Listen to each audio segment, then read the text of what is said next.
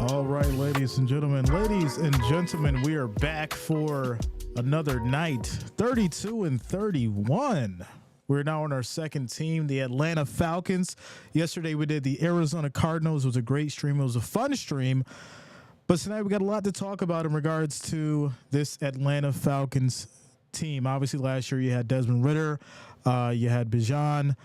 You had a lot going on as far as, what could happen offensively, but unfortunately it did not happen. So now we're going to get into this year. Tons of changes and a team that not only may have an actual chance of being something, but they have an easy schedule, what it looks like. So before we get started, ladies and gentlemen, make sure that you do hit that like, hit that thumbs up, and of course, make sure that you do subscribe. Click that bell, turn on your notifications, that way you don't miss a stream. We're doing 32 and 31. We'll cover all 32 teams in 31 days during this month of July. We're doing it in alphabetical order, so your team will be streamed. Make sure you don't miss it. Make sure you do lock in. I do appreciate each and every one of you for tuning in and watching with us tonight. Shout out to the Rich Gang. Shout out to the family. Much love to all of you guys. Tactical in the house. What up, yo? What's going on with you? Nathan in the building. Cat Daddy, what up, man? What's going on with you? Says, I can't stay for long. Just thought I would say, hey, Jay. Also, the Falcons have one of the easiest schedules. Yes, they do. Yes, they do. We'll get into that. So, yeah, like I said, we got a lot to talk about, a lot to go over. But I'll tell you this right now. I'm having a great night. Having a great night. It's been a great, great day. Got a nice little drinky drink. So cheers to you guys as we get through these Atlanta Falcons. If you're wondering, this is a mango lemonade with some gold Patron. It is a good night. It is a good night, ladies and gentlemen. We are back. Football is back. You don't have to wait for football. You can talk about it and debate about it, be upset, be mad, be happy about it, all with us tonight as we start talking about these Atlanta Falcons. Now, listen.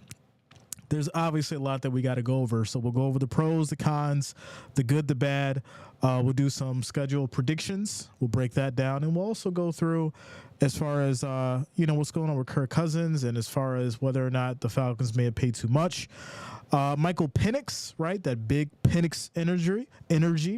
We'll go over him and as far as, what his contribution will be to the team. And then, we'll chop it up with you guys and go from there. There you go. Shout out to Angela. What up, yo? What's going on with you, Angela, in the house? Luta in the building. Let's go. Shout out to you, Luta. Hope you're having a great evening. I hope you are doing well, and I'm glad to see you as well. Shout out to the Wrench Gang OGs in the house. Daniel, what up, yo? What's going on with you? Nathan says, Falcons, if they make it out the first part of the year, in a positive note, they'll make the playoffs. The first few to 4 or 5 games are kind of tough. That is a fact. That is a fact. No Border Sports, what up, man? What's going on with you? All right, let's go ahead and get into this. First things first, I want to go ahead and get into the depth chart. We got to really understand as far as, who's on this team, who's going to do what, and obviously go from there. So with that said, getting into the Atlanta Falcons 2024-2025 depth chart. Now, obviously, this can change, right?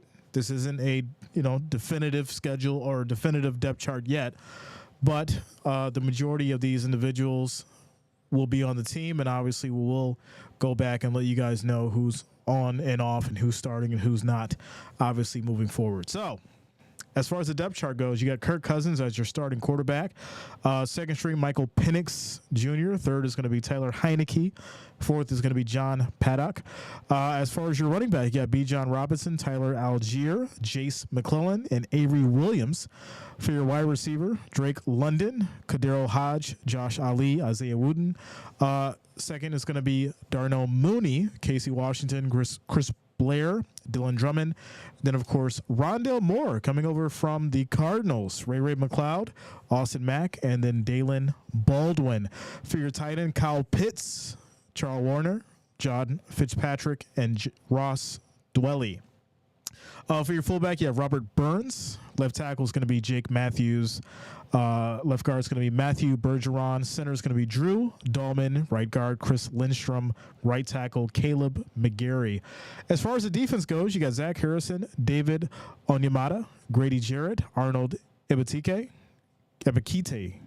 Caden Elise, Troy Anderson, Lorenzo Carter, AJ Terrell, DeMarco Hillams, Jesse Bates III, Clark Phillips III, and then Mike Hughes. As far as the special teams, you have Young Ho Koo, Bradley Pinion, Ray McLeod in your punt return and kick return, and then Liam McCullough is going to be your long snapper. Ladies and gentlemen, that is your depth chart for these 2024-2025 Atlanta Falcons. Now, before we break down as far as the depth chart, I want to say this. I think the big topic of discussion in regards to this team is this guy right here, right? Kirk Cousins. Shout out to you, Cat Daddy. One of the big things that a lot of people were looking at as far as Kirk Cousins is his, the amount he got paid, the contract, and essentially everything that he's been able to do up until this point, as you would say, maybe for the Vikings more so than the Commanders or the Redskins, is, does it justify the money? Does it justify the value that you would spend for a quarterback of Kirk Cousins' caliber? Well, I say this to you because I think this is really important, and we need to go through the actual stats to, understand why a quarterback like Kirk Cousins would get paid the amount of money that he has. So with that said, we're not really gonna go through the Commanders years or the Redskins years. We're gonna go through the Vikings years, right? So as far as completions go, right, 425 of 606, 70%, 4,298 yards. Average was 7.1. You've got 30 touchdowns on 10 interceptions. He did have, it looks like, 40 sacks that year. Coming into the next year, obviously, he is 307 of 444, 69.1, 3,603 yards, 8.1 was the average, 26 touchdowns, 6 interceptions. He was sacked 28 times. 2020, COVID year, 349 of 516, 67% completion percentage, 4,265 yards. He was 35 touchdowns, 13 interceptions. He was sacked 39 times. So, I mean, if you just get an idea as far as what he's been able to do over, of course, these 4 or 5 years, I mean, you're looking at a quarterback who can bring you 4,000 yards, who can probably get you anywhere between 28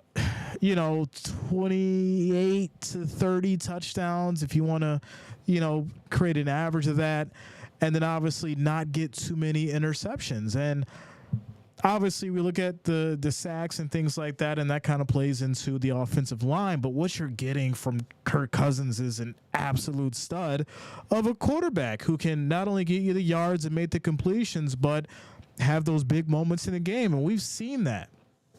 We've seen that plenty of time coming out of Kirk Cousins in some of these close games with Minnesota. And then, he surprises you at certain points, and he shows you that he can play at an elite level.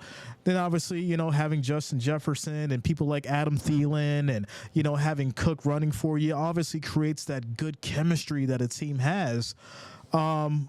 And then obviously you question things like the defense, but that's not Kirk Cousins' fault. So he's done his job, right? In a nutshell, Kirk Cousins has been able to do his job. And that's why the Atlanta Falcons was willing to pay him the money. They were willing to say, you know what, we're going to put all the chips in and go with Kirk Cousins. And a side of me gets it and a side of me doesn't.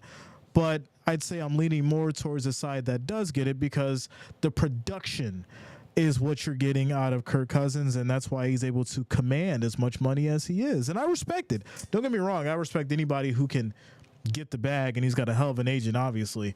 But I think the numbers speak for themselves coming into, what he's able to offer Atlanta, and that's why that's why they made a decision to go with a veteran who not only could perform on the field, but someone that actually was going to give them a few more years while they decided to pick up Michael Penix and kind of just have him learn under Kirk Cousins, which is a good thing. And we'll obviously get to Michael Penix in a moment here. Hopping in the chat. Yes, Matt. What up, yo? What's going on with you? So just go through the quarter QBRs, and that will answer the question.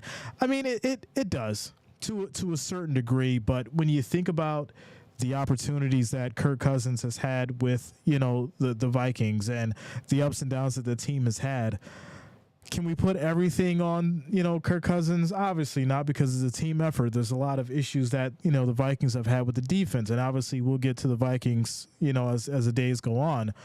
But I think the ultra thing to look at, right, the most important thing to look at is whether or not he's able to put up the numbers and be consistent, and that's what he has done coming up to this point.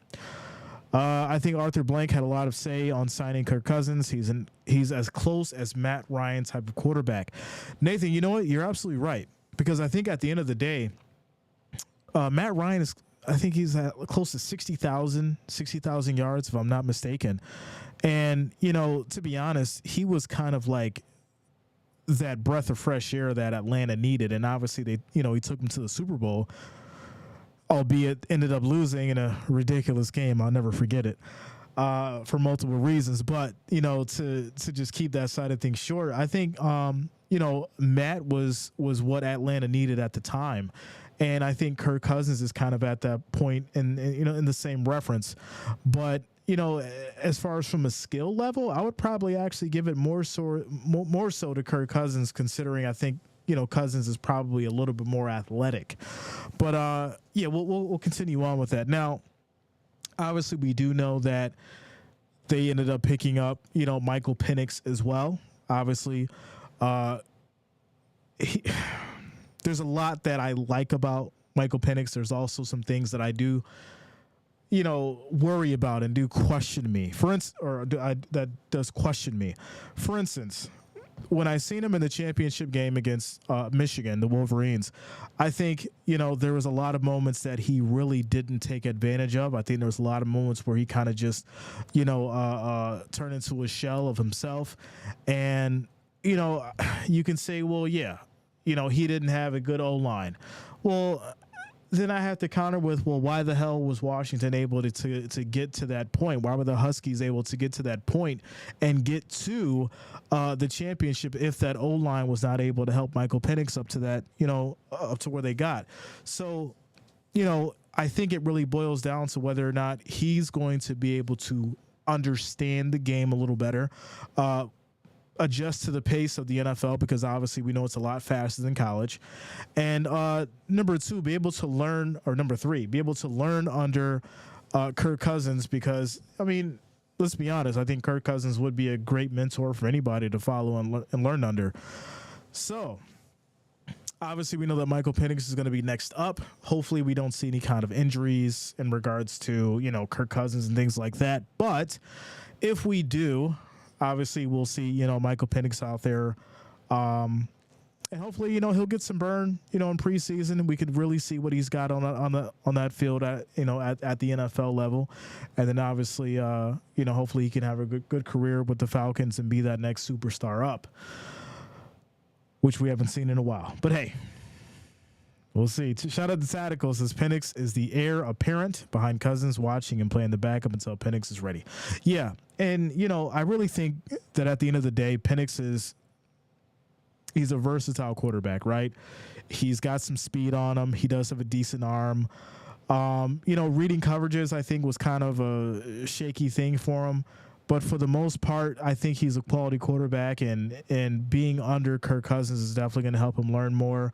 And I think he needs to take, these next couple years to really study really understand the game, be patient with it, and utilize his talents in the realm of how, that team chemistry can become around him. Because I do think with Kirk Cousins being of age and I think he's 35 now or 36, but I think he's getting to that point, obviously, where things, could become a little shaky, right? You get that wrong hit or, you make that wrong step, something could happen. And then Michael Penix will have to step up essentially. But, for the most part, if Cousins is in and Cousins is rocking, then obviously he's going to have to learn under Kirk and, go from there. But yeah, I like Penix. I think the combo of him learning under Kirk is good, not just for, himself, but for Atlanta as well. And I think whatever kind of game plan they'll put together for the Falcons will work to their advantage. I think Penix is definitely going to be next up and be the guy to lead that franchise down the road for sure. Next up, obviously we're going to get to the schedule prediction soon. But I did want to talk about, a couple other individuals that obviously are going to be super significant to this Falcons team. Obviously, we have Drake London, right? And I thought that Drake London was going to have, a great year, right? Not okay, not mediocre, but I thought he would have a great year, coming off. Unfortunately, it was a little slower than usual, but I do got to give that credit to Desmond Ridder because he just was not up to par for what Atlanta needed from the specific team, and that shows in the stats, that shows in the production out of the wide receivers. So unfortunately, it's one of those situations where you say, okay, we know that Drake London was not at 100%, but hopefully someone like Kirk Cousins can come in and actually shake things up and make him to be that great wide receiver that we think he can be. So with that said, obviously last season, right, he had 69 receptions. He was 41st. He had 905 yards. He was 34th. He had 2 touchdowns, almost at the bottom. His average was 13.1, which is 88th. When you get into it, he had no touchdowns. None. So, I'm sorry, he had 2. I apologize. Looking over here. He had 2 touchdowns. His long was 45. And, to be honest, that's not what you want out of, a stud that you could get out of Drake London. So, unfortunately, I'm sure that moving forward, they're going to have to figure things out, between building chemistry with him and Kirk Cousins. But at the end of the day, it's one of those, things where the team is going to shake up. It's definitely going to shake up. Kirk Cousins is going to, find his favorite. He's going to find his favorite target. And he's going to go through, each individual player, whether, it's running the pitch to Bijan or it's finding Kyle Pitts. He's going to figure out, what works best for him in those tight moments and in those significant moments where Atlanta needs him to figure it out the most. And he's going to put the ball where he needs to. It's just going to be whether or not Drake London is up for the challenge when it comes to this team because, we didn't see much of him from last season. But I do expect good things for him. Shout out to Darren. What up, yo? What's going on with you? This is Blessed, every panel. And Jay, how you doing, bro? Hope you're having. I'm good, man. I'm good. We having a good night. Got the little drinky drink tonight. A little drink tonight with you guys, having a good time as usual. Immortal in the building. What up, Immortal? Big Penix energy, yeah, man. Yeah, man. We're having a great discussion about these Falcons, these dirty birds. Darren says, so ready for the season? I am as well. You guys know how we do. We do 32 and 31, cover all 31 teams in the month of July. And then obviously we get to the preseason. We get to the preseason, stream those games, have a good time as well. And then obviously get into the regular season. Always a good time, always a fun time for sure. That is for sure. So next up, after Drake London, you got Darnell Mooney, right? Mooney's coming off of with the Bears. 26 years old, 5'11", 177 pounds, right? Coming over from the Bears is going to be with these Falcons. He had 31 receptions, tied 140th, 414 yards, 1 touchdown. His average was 13.4. I mean, when we break into the stats here, right, what can I say about Mooney that is going to make you believe that you probably shouldn't put the blame on, Justin Fields. That's just the reality of it. Unfortunately, I'm not going to say that, Justin Fields is bad. I'm going to say that he probably just didn't have the best situation for him coaching wise to make him better. So obviously that reflects in the numbers. You have, Mooney with, 61 receptions of 98 targets, 631 yards. He had 4 touchdowns, as long as 53. He did have a fumble. Coming into the next season, he was 81 of 140. He had 1,000 yards, 13. It was average, 4 touchdowns. After that, it was 40 of 61, 493 yards, 2 touchdowns. And then last season, it was 31 of 61, 414 yards, and then 1 touchdown. So, the production definitely tapered off. The Bears end up getting rid of him. Now he's with the Falcons. So, we'll just have to see. Once again, this is another individual that I think, under Kirk Cousins is going to be able to do a lot better than, what he was able to do with the Bears. So, when you look at the talent that the Falcons have, and when you look at the talent that Kirk Cousins is going to have leading into this season, I do see, a little bit of light at the tunnel, just a little bit, not a lot, because, there's still a lot that we got to see and come game time. But, I do think at some point, we may see these Falcons actually have some light at the end of the tunnel, looking at the talent that they have. Now, that's not it, right? That is not it. Obviously, they also got Rondale Moore, who's coming over from the Cardinals, right? And we're talking about the talent, right? We're talking about the talent that Atlanta was able to pull from different places. And obviously, some of these guys didn't really do much, because they were on teams that either had, a quarterback that wasn't playing up to par, or there was a quarterback who was injured. But Rondale Moore is another one of them, right? We look at, his talent and what he was able to do on the field, and his speed and all that kind of stuff, and his ability to be shifty and, run his routes and things like that. And he was a really, really good wide receiver. So coming over to Atlanta, this is maybe another threat for, Kirk Cousins to work on and actually get going and create, something of a complete offense for this squad. Now, the real question for me, I think at this point is, the offensive line. Is that offensive line going to be able to keep, Kirk Cousins safe so that he can, go through his progressions and find the receivers that he needs to and be able to move that ball down the field? Because obviously we do know that, like I said, age, it definitely starts to creep up. And especially with the quarterback who's been in the league as long as Kirk Cousins has, at some point you are going to slow down. So you've got some fast receivers. You've got some young receivers. Are you going to be able to, keep up with, your progressions, read through it, and then obviously find who you need to as far as a target? But from a general standpoint of the talent that he has, there's no shortage of it. I think it's a great offensive scheme and an offensive level that these Falcons have. And with the veteran leadership of Kirk Cousins, they should do good. They should do good. So moving forward, next up, obviously, you got Kyle Pitts, right? This is a tight end that I do think, could be great under Cousins. We've seen what he was able to do with, Thielen. We've seen what Cousins was able to do with Hawkinson. So at the same time, can he actually elevate this group? Can he make Kyle Pitts even better than what we know he can be? Getting into Pitts' stats, he was 53 of 90, 667 yards. His average was 12.6. He had 3 touchdowns. His long was 39. So, yeah, I mean, obviously, when you look at the stats here, you really don't have much to work on besides the first year where it was 68 of 110, right? He had 1,000 yards. His average was 15. He had a touchdown. His long was 61.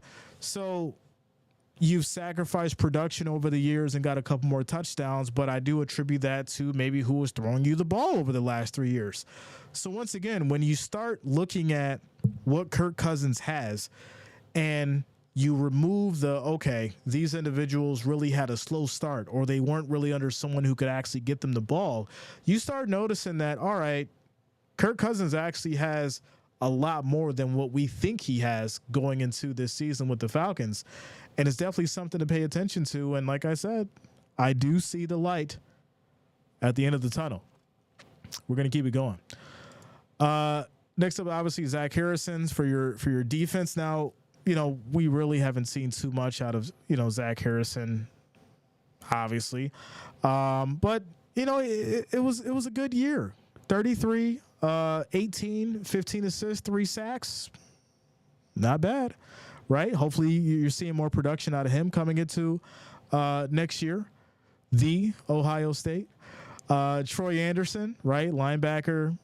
Once again, last year, he had 7 solos, 12 assists. He had a half sack. Not really too much. Once again, you definitely want to see him step up. Definitely want to see him put more pressure on the field. AJ Terrell, right? This is another one out of Clemson. 34 solo, 11 assists.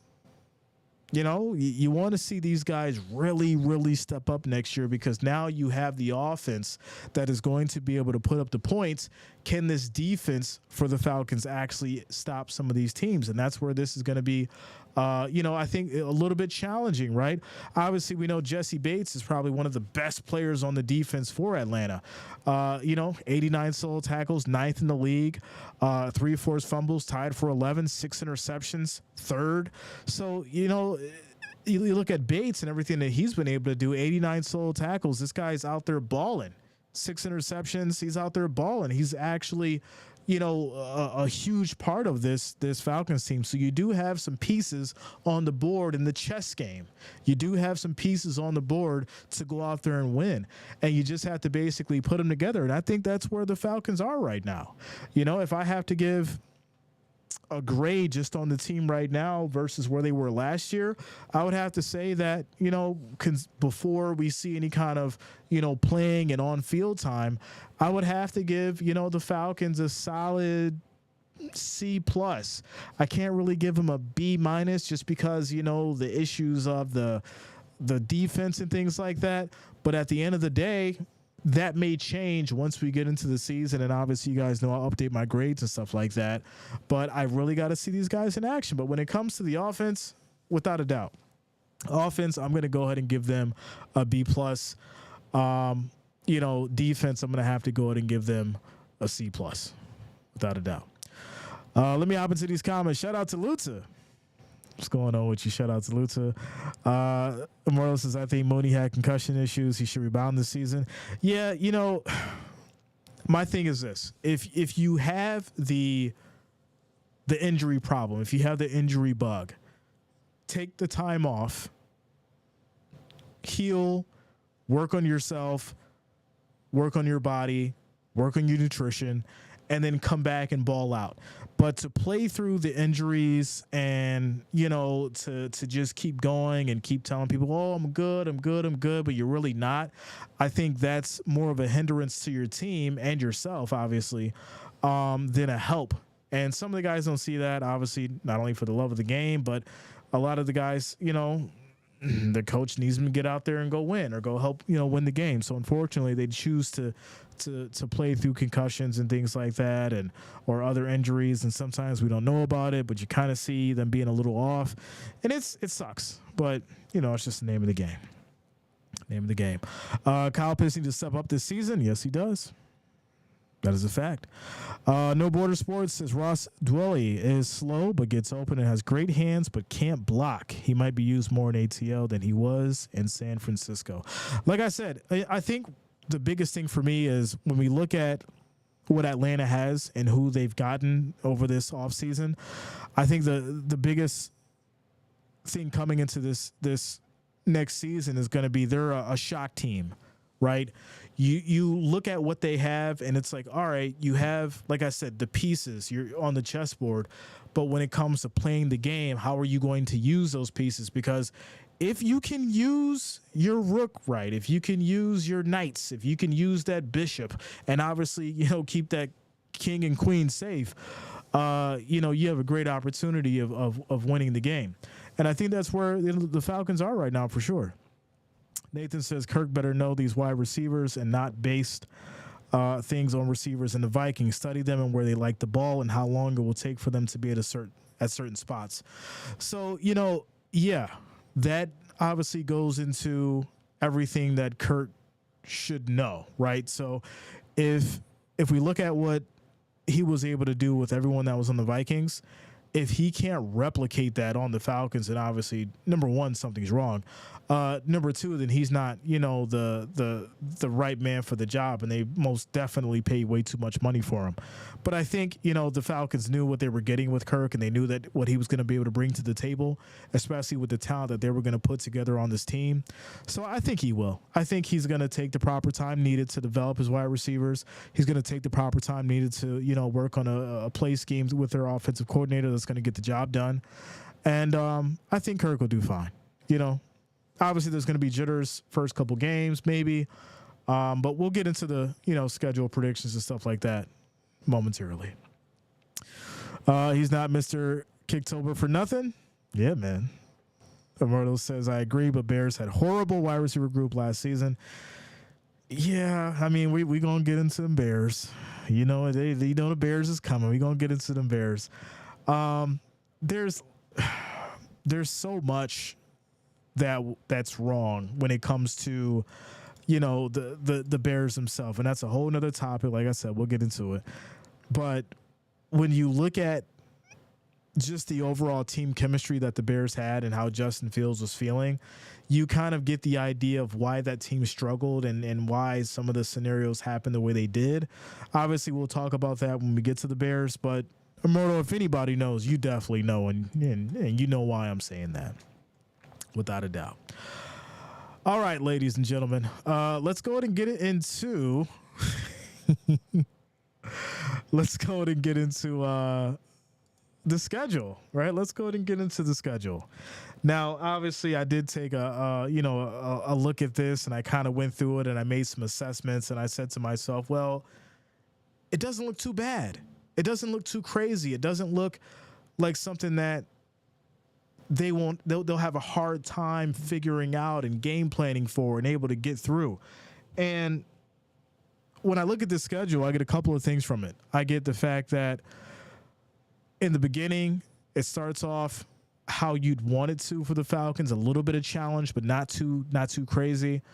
And then it kind of, it gets going towards the middle, and then, it tapers off at the end. So the Falcons, obviously being in the South, they have an opportunity to do something here. So let's go ahead and get into it.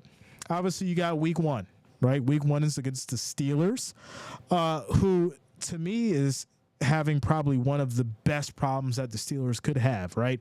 Who are we going to utilize the most between Russell Wilson and Justin Fields? And that may play in the favor for the Falcons because the Steelers are really going to have to figure out what's going to be their bread and butter. Who knows if they're going to do it? Who knows if they're going to have, the scheme ready in time?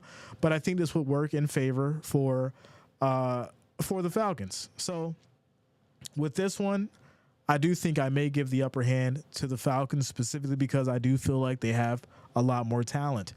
After that, it's going to be the Eagles, right? Week 2 is going to be the Eagles. I do think this is going to be one that may be surprising. This will be Monday night. We will be streaming it. Make sure you guys lock it in. You already know how we do. I do think as far as with this specific game, this could be the true test, right? This could be the true test for the Falcons and Kirk Cousins. Are you that team? Are you going to be that squad that can put up a fight and show that you're meant to be here? And, going against the Eagles, yes, we know the talent of Jalen Hurts. We know the talent of those wide receivers. We know the defense. But there's been a lot of shakeups there as well. There's been some retirements. There's been a lot going on there as far as with that Eagles team. So things have shaken up. So there may be some differences. And I'll be honest with you. I'm saying this very loosely. I don't want anybody to get any ideas and freak out. I'm not sure Jalen Hurts is going to continue playing at the high level that we've known him to be. And the reason why is we've seen last year they had this weird, thing where they started off so strong. All the Eagles fans, yeah, we're going back to the Super Bowl. We're going undefeated. And I basically have stated to everybody that, listen, the Eagles are doing well right now, but they're going to run into a brick wall and they're going to end up losing 4 in a row. And that is exactly what happened. And then obviously the Eagles were out. So I think there's going to be a lot of changes with the Eagles. That's going to make them a little bit vulnerable. And this could be probably an even match. This could be an even match for the Falcons. So, the Dirty Birds, the Battle of the Birds. I wouldn't be surprised if we do see the Falcons come out on top in this game, albeit it'll be a close one, right? A close game. But I do think that, the Falcons have a strong chance here for sure. For sure. Week 3 is going to be against Kansas City. It's going to be against the Chiefs. Now, obviously, Chiefs are the Super Bowl champions. This is one of those games where I'm looking at it from a point of it's Kansas City. It's the Chiefs. It's Patrick Mahomes. It's Travis Kelce. It's Andy Reid. Can we be surprised here as well? Sure. But will we be? Probably not, especially if Taylor Swift's in the house.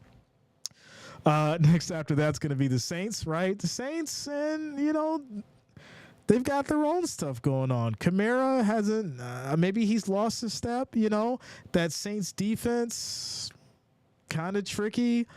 When I look at it, I'm not sitting here, saying, yeah, the Saints are the dominant team that we know and love. So, yeah, I might actually give the upper hand, to these Falcons, because I just don't think the Saints got it this year. Maybe not. We'll see. Tampa Bay, obviously we know that Baker Mayfield signed another contract, right? He's ready to go with them. That's going to be a whole nother story, a whole nother topic. We'll get into that. This could be a 50-50 game, right? Panthers, I don't think the Panthers are going to beat the Falcons. I think they've still got some work to do. Seahawks is going to be an interesting one, right? Another battle of the birds. Seattle, but they've been doing some good things. They've got some great players. They've got obviously Pete and what he's been able to do with that team, winning some very surprising moments. I think that one I'd probably give to Seattle just because they're a lot more physical team. Then they play Tampa Bay again. They go into Dallas, right? Dallas is, I don't know.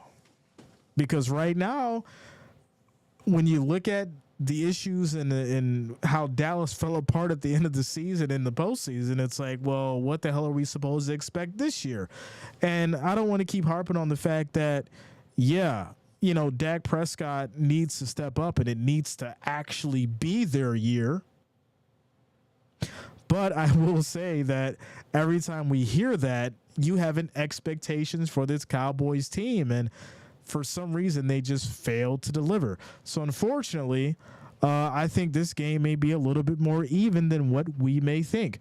Now, in the end, due to the defense and things like that, I think that's where the difference will come. And I have to give the edge to Dallas on that one specifically just because of the defense. Obviously, they'll face New Orleans again. They'll then obviously face the Broncos. What do we know about the Broncos right now? What the hell's going on over there? That's another one that has so many question marks, and you just really won't know anything too much until we get into like week 1 through 5. So that's going to be a toss-up for me. Obviously, week 12 is going to be a bye. Week 13 is going to be against the Chargers, right? I love Justin Herbert. I like what he's been able to do, but you did lose, Keenan. You did lose Williams. You've lost a lot of, players that you built chemistry with, and things are going to change there. So this year will be very, very different from a point of, the chemistry that's built, who's actually good, and who knows how to be great in those significant moments when it comes, down to it and what matters the most. So, from a talent standpoint, I'd probably have to give the edge to this one to the Falcons. Then obviously Minnesota, right? This is going to be a crazy one. You've got Kirk Cousins versus J.J. McCarthy, right? You've got Drake London, Justin Jefferson. This one is going to be a hell of a game. It's going to be 1:00 on a Sunday, December 8th on Fox. I'm sure everyone's going to be tuned into this one. It's going to be the first time that he's playing against the Vikings, and he's on the other side of the field. So Kirk Cousins definitely probably should go off this game. So yeah, I'll probably gear more towards the Falcons on that one. Obviously, you got the Raiders after that. I expect the Raiders to do good things this year. Obviously, we'll get into them later in the month as well. The Giants. Let me go ahead and take a sip on that one.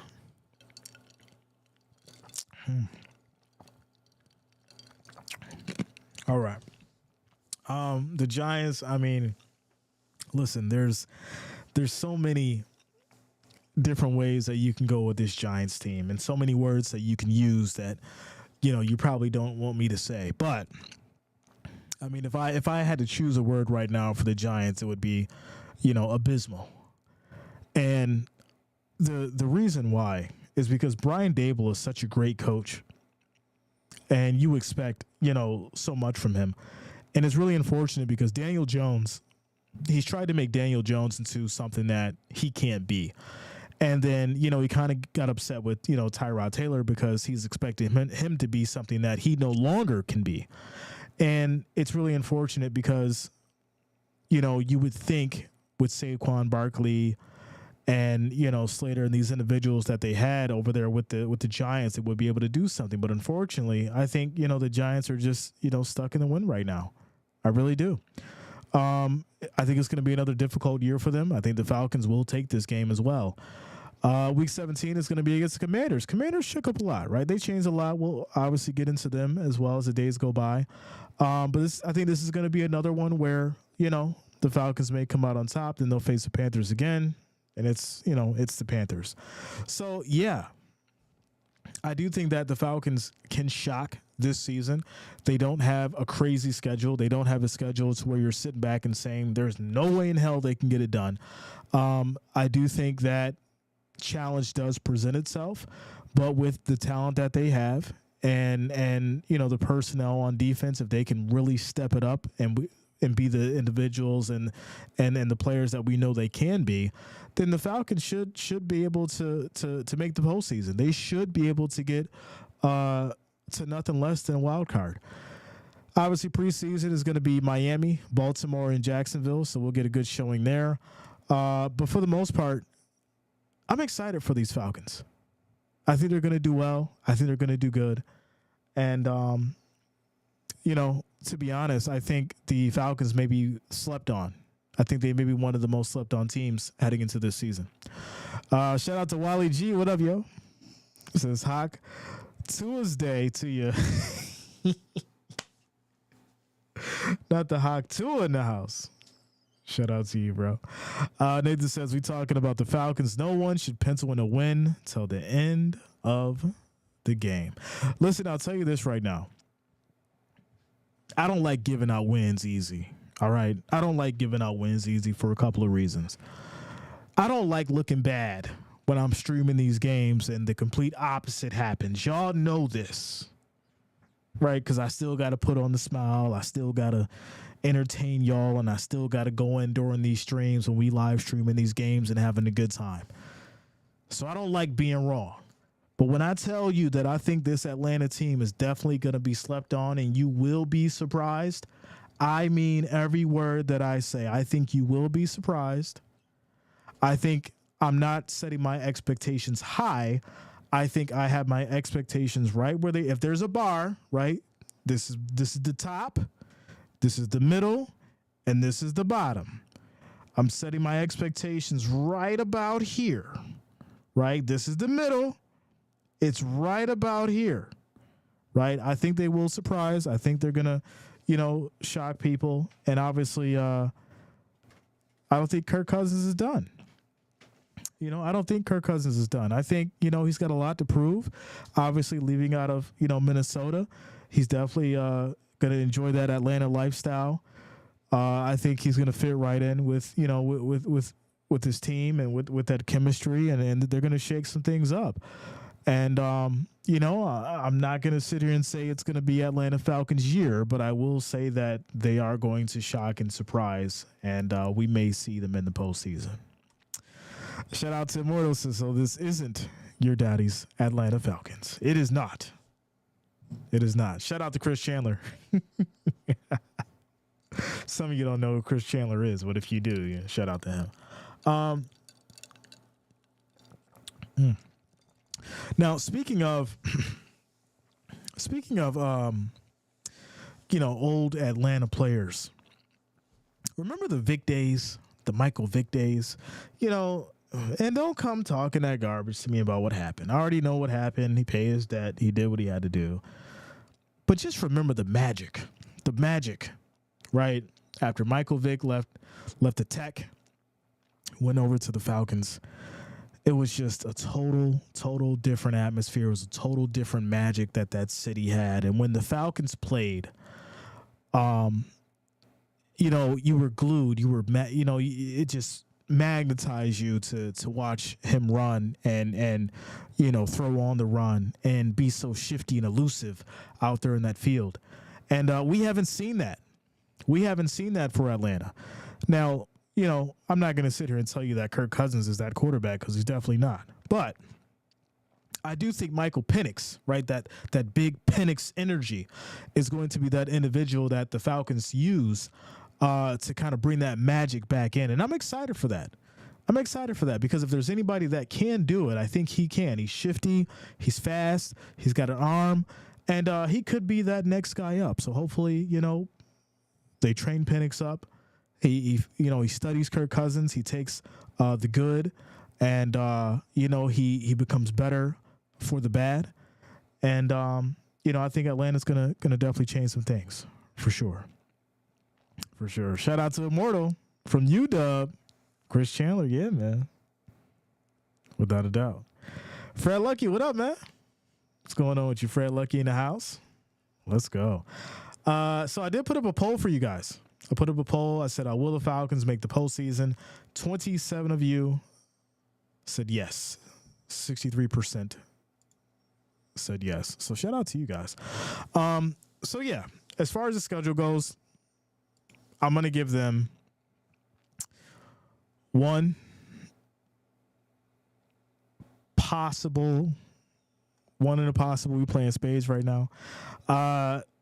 It's a slim chance against the Eagles, right? But the Eagles are just so uncertain to me. But I'm just going to say, I'll give them the Steelers, lost to the Eagles, lost to Kansas City. I'll give them a win against the Saints, win against Tampa Bay, win against the Cardinals. I'll say a loss to the Seahawks. They'll probably split with Tampa Bay. They might get a surprising win against Dallas. Win against Nolan's. Close win against Denver. I'm going to say a loss to the Chargers. Comeback game. Good victory against the Vikings. Close one against the Raiders. Might edge that one out.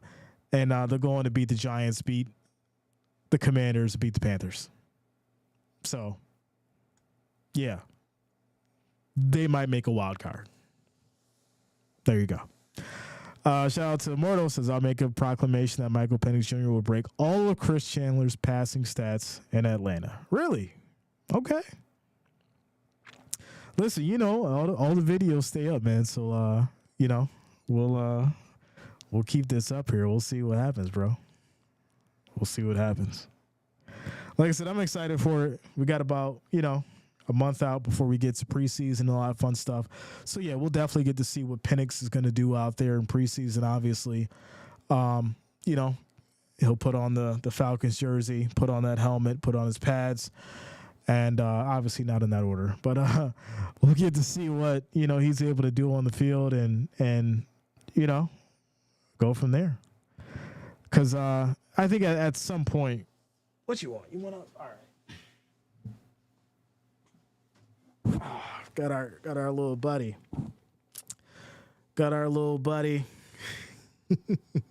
The co-star of the building. Always bugging me when I'm coming down, when I'm working, when I'm getting my work done. What's up?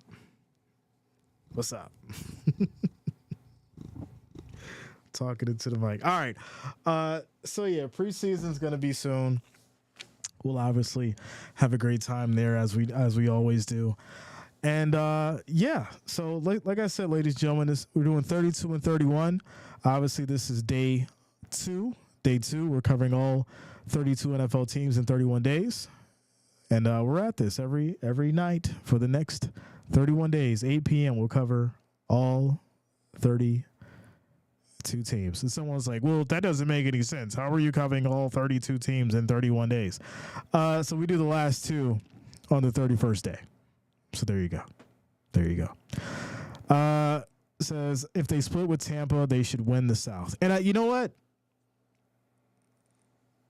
I mean, that's really what it's going to boil down to be honest. I mean, don't get me wrong.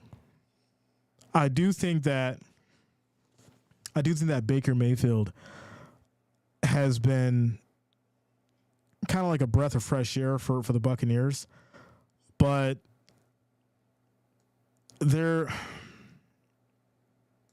I'll say this, I was really surprised as far as the playoff appearance last season. Can that be replicated, though? Right? Because we obviously know that Tampa Bay Buccaneers has had some changes. So when you watch some of these playoff appearances and then you see how what team does what to get there and what team does what when they actually get there, it's all situational and based on the actual squad that they have. So, you know, you look at a team like Kansas City, right? Well, besides Tyreek Hill and Scantling, right, and a couple others, they still have their core team, right? They still have that core squad that has been able to create this almost dynasty. So when you look at, you know, a team like the Buccaneers, okay, they made it to the postseason. Can you do it 2 years in a row? And can you go even further? So, you know, that's not to discredit Baker Mayfield because I think he's, you know, been a great asset to the Buccaneers, but also there's going to be changes. And I think at some point, you know, Tampa Bay may run into a brick wall next year. We'll get into them as well. I looked into the schedule. There's a lot going on there. We'll discuss that. But yeah, if they do split, they should win the South. Saints and Panthers are rebuilding for sure. Like I said, Kamara, he's, I think, lost a step. And unfortunately, I mean, you know, with Carr, it's just, you know, you just don't know what to expect. He's inconsistent. And I think he's at the point now where, you know, he's throwing fits and he's being a diva on the field. And it's like, there's really no room for that in Saints world, right? There's really no room for that at Saints Nation. And, you know, they're going to need a quarterback that's actually able to go out on that field and you know, do what they need to do to get a proper victory. So, yeah, we'll have to see how that goes.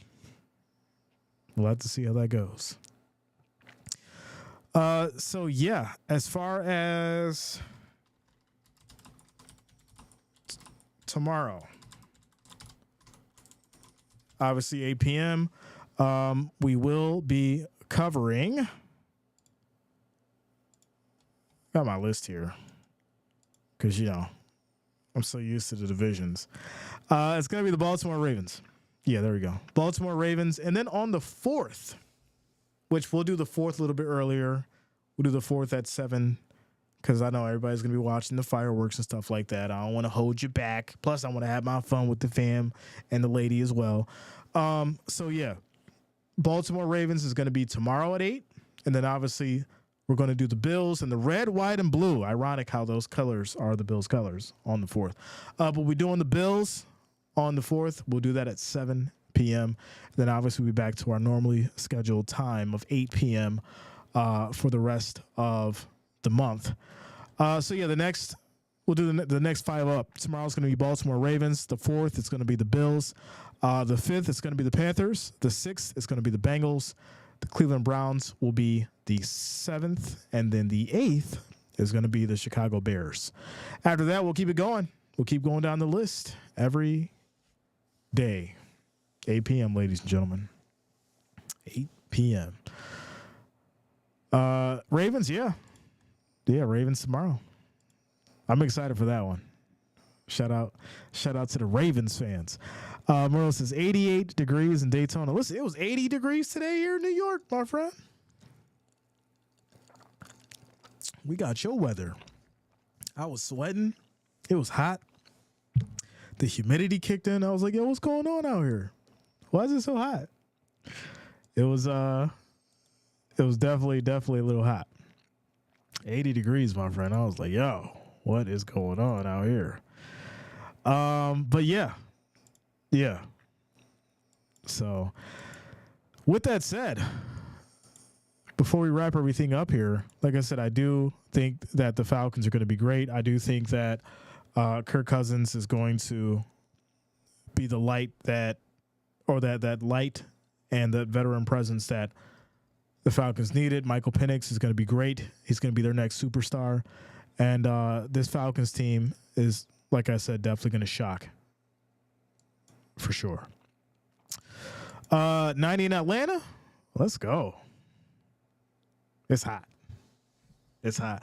Listen, I was down in Florida, and I think it had got to about, I think it was right around 92, but it was a dry 92. It wasn't like too humid. It was actually better than normal. And I was surprised by that because I'm like, yo, this is Florida. Like, Florida is normally super humid. It's sticky. You can't breathe. And I'm good. I'm out there. I'm like, all right, I'm good. And then I actually got back to New York, and it was super hot. And, like, it was crazy. Like, I was, sweating everywhere. I had to stay hydrated. It was, like, not really difficult to breathe, but it was just, like, thick. It was crazy. And it's like the humidity is like switched from like down south to up north. It's kind of crazy. I don't like it. I'll tell you that. When I'm up in New York, give me that, that 80 degrees, nice little breeze during the summer, and I'm good. Give me that, and I'm good. Or, give me the, give me a 75. 76, no breeze if you want to make it dry. Give me that. But, 88, 90 degrees up here in New York? Nah, we ain't rocking with that. Tadigo says we got that humidity here. Well, y'all in the South. Not the South. Y'all in the South. That's the SOUF, the South.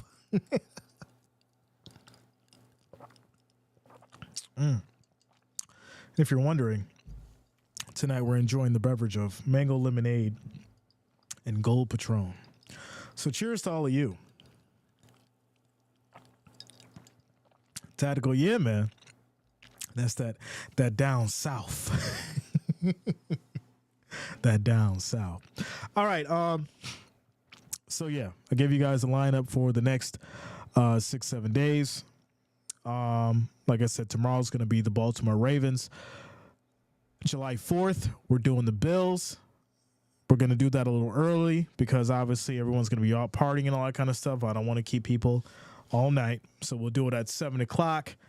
Obviously, get that going. And, I might even just do it on the go with you guys. That'll be a nice little event. We'll go around the city, watch some fireworks, talk about some sports and stuff like that. I might make that like a little vlog thing for the day on the 4th. That might be cool. I'll think about it. I don't want to just sit in the chair and sit in the house all the time. I want to walk around and talk to y'all, and we can look at the fireworks all together and all that kind of stuff. We might do that. That'll be a good little thing. Human makes you have an angry face. You just be sitting there sweating like.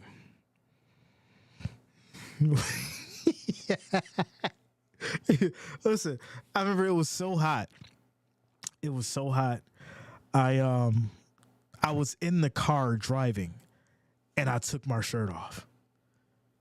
I had the AC on. That's how hot it was. It was so hot. I was in the car driving, and I took my shirt off. And then when I got to my destination, I put it back on. It was crazy.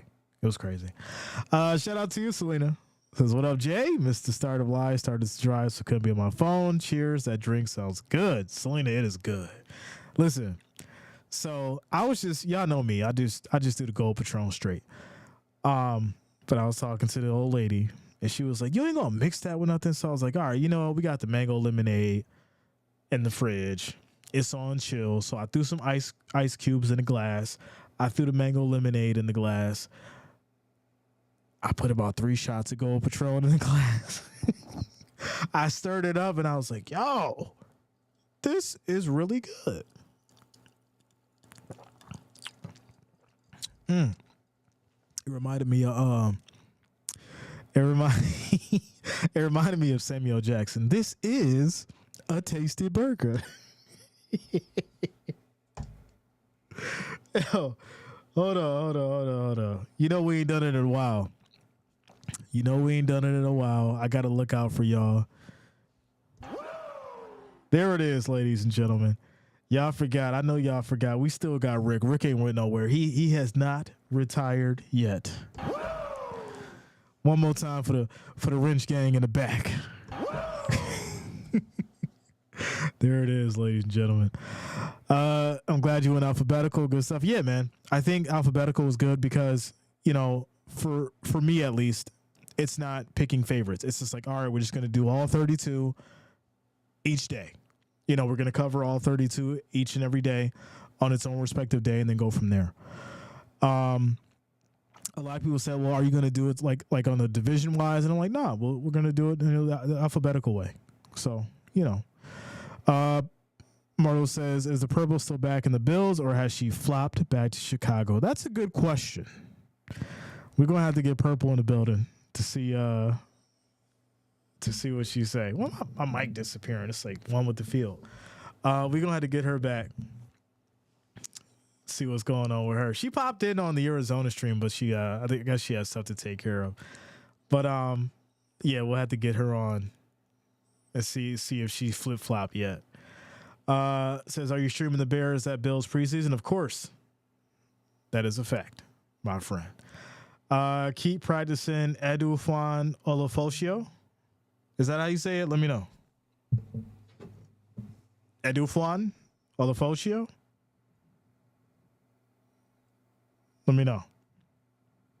I think that's the right way to say it.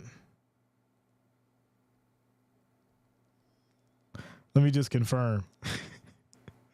Let's see. Edufwan Ulofosio. 24 years old. Came out of Bishop Gorman High School. Then went to UW. Not UW. University of Washington. All right.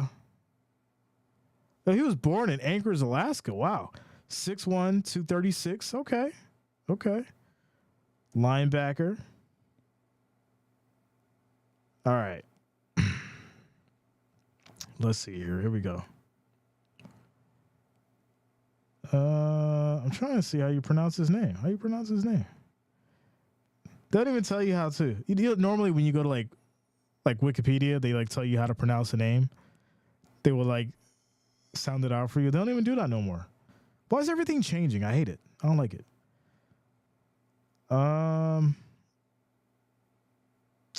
Dang. Let me go back. See if they tell us how to pronounce it. Because I think I got it right the first time. I think I did. So it's Yolofosio.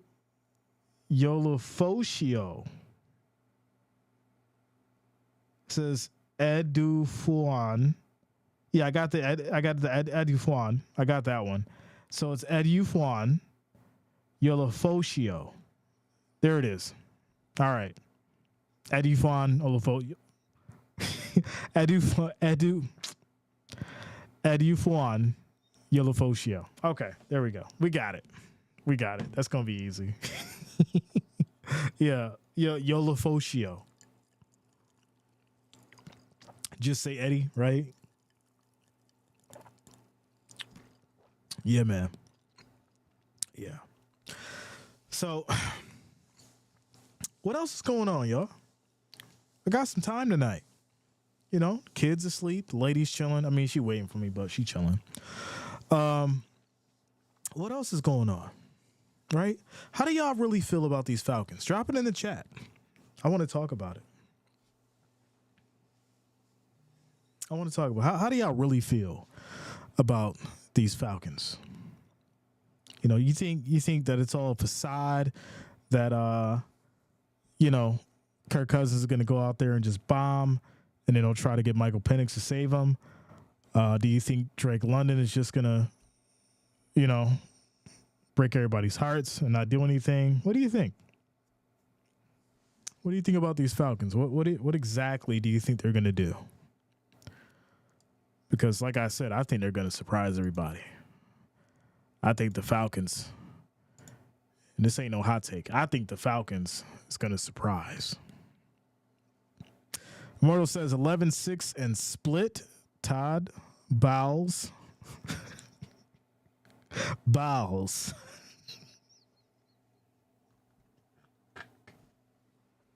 I see. I should have never had the drink. Why is his name like that? I hate it. Okay. I rock with that. 11-6 and split. Todd Bowles.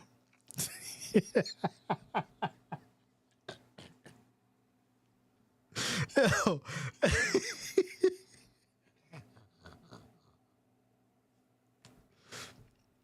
You know what I'm saying? Like, could you imagine, like you and the Bucks, and like, you know, you a towel boy, and every time you go talk to him, like, he's a Coach Bowles.